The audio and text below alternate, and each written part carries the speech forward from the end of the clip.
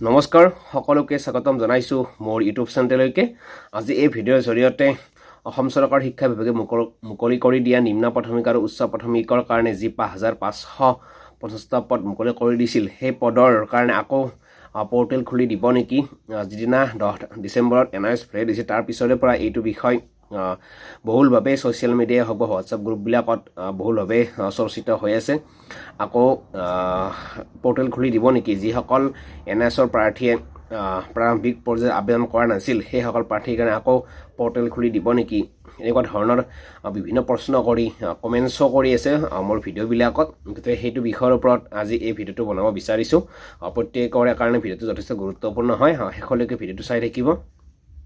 যিহেতু 10 ডিচেম্বৰত NIS valid হ'ল, তাৰ পিছৰে পৰা এইটো বিষয়ত যথেষ্ট গুৰুত্বপূৰ্ণ বুলি দেখা গৈছে ছ'চিয়েল মিডিয়াত যে আকৌ ৰিঅ'পেন কৰিব নেকি পৰ্টেল, আকৌ খোলা দিব নেকি? যে যিসকল প্ৰাৰ্থী এনআইএছৰ আবেদন কৰা নাছিল তেওঁলোকক খুলি দিবনে নিদিয়ে তেওঁলোকৰ কাৰণে? আকৌ বিভিন্ন প্ৰশ্ন কৰি আছে। এতিয়া কথাটো হ'ল, এইটো বিষয়ত কোনো ধৰণৰ ইনফৰ্মেশ্যন আমাৰ হাতত নাই আৰু সেইকাৰণে আমি ক'ব নোৱাৰিম খুলি দিবনে নিদিয়ে।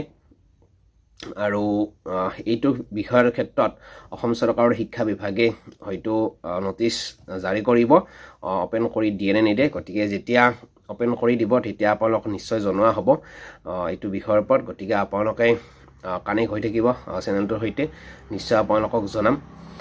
কিয়নো এইটো বিষয়ত বহুতে সুধি আছে, মেছেজ কৰি সুধি আছে হোৱাটছআপত আৰু কমেণ্টছতো দেখিবলৈ পাইছোঁ ৰিঅ'পেন কৰিব নে নকৰে। যিহেতু এইটো আমাৰ বিষয় নহয়, আমি কৰিব নোৱাৰোঁ, কিন্তু ইনফৰ্মেশ্যনটো আমি পোৱা নাই দিয়ে নে নিদিয়ে। যেতিয়া আহিব সেইটো নিশ্চয় আপোনালোকক জনোৱা হ'ব। এইটো মুহূৰ্তত বা এইখিনি মুহূৰ্তত ৰিঅ'পেনৰ কাৰণে কোনো ধৰণৰ ইনফৰ্মেশ্যন নাই। যিসকল ইতিমধ্যে প্ৰায় বহুসংখ্যক প্ৰাৰ্থী এনআইএছৰ যি ইণ্টাৰিম অৰ্ডাৰ ওলাইছিল সেই জৰিয়তে আবেদন কৰিছিলে। গতিকে যিসকলে আবেদন কৰা নাছিল তেওঁলোকৰ কাৰণে কি কৰে সেইটো বিষয়ত আমি ক'ব নোৱাৰিম বা আমাৰ ইনফৰ্মেশ্যন নাই। শিক্ষা বিভাগে যদিহে ৰিঅ'পেন কৰে তেতিয়াহ'লে হয়তো নিশ্চয় ইয়াৰ ওপৰত নটিচ জাৰি কৰিব। হয়তো 2 বা 3 দিনৰ কাৰণে অফলাইনত বা অনলাইনত খোলা দিবও পাৰে, সেইটো নকওঁ বাৰু কি কৰে। সেইটো সম্পূৰ্ণৰূপে নিৰ্ভৰ কৰিব শিক্ষা বিভাগৰ ওপৰত। গতিকে আপোনালোকে আজি হ'ল শনিবাৰ, কাইলৈ ছানডে, হয়তো মানডে নটিচ আহিবও পাৰে কি কৰে কি নকৰে, বা মেৰিট লিষ্ট সম্পৰ্কেও কি হয় সেইটো বিষয়তো 2 দিনৰ ভিতৰত হয়তো নটিফিকেশ্যন আহিব। কিন্তু ৰিঅ'পেন কৰে নকৰে সেইটো বিষয়ত আমি জ্ঞাত নহয় বা ইনফৰ্মেশ্যন আমাৰ হাতত নাই। আৰু বেছিদিন ৰখিব নালাগে, মেৰিট লিষ্ট খুব সোনকালে প্ৰকাশ পাব।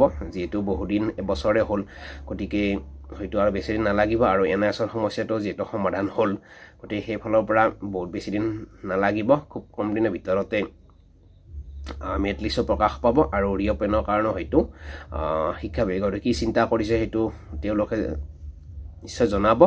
কিন্তু এইটো মুহূৰ্তত ৰিঅ'পেনৰ কাৰণে কোনো ধৰণৰ ইনফৰ্মেশ্যন নাই।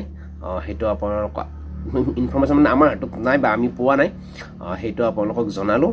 আৰু যিহেতু কমেণ্টছ কৰি আছে বা বহুতে সুধি আছে, গতিকে এইটো তথ্য আপোনালোকক দিলোঁ। আৰু যদিহে ইয়াৰ ওপৰত কিবা খবৰ আহে নিশ্চয় আপোনালোকক জনোৱা হ'ব।